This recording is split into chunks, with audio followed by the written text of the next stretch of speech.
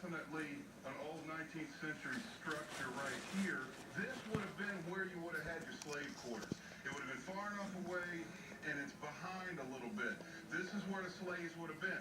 This is definitely where we want to be. Every plantation had slave quarters, and if the slaves weren't working, this is where they spent their time. So there is a Yeah, and spit that mess right out. you can find personal items in and around this building.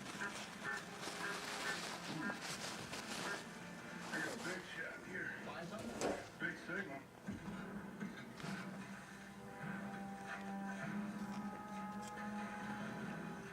You see it? I don't know.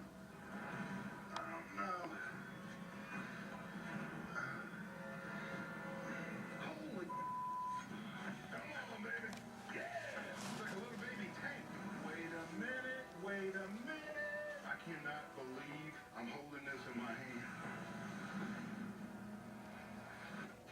American Digger is brought to you by Dodge. Visit your local Dodge dealer today. Settling down would be great, except for one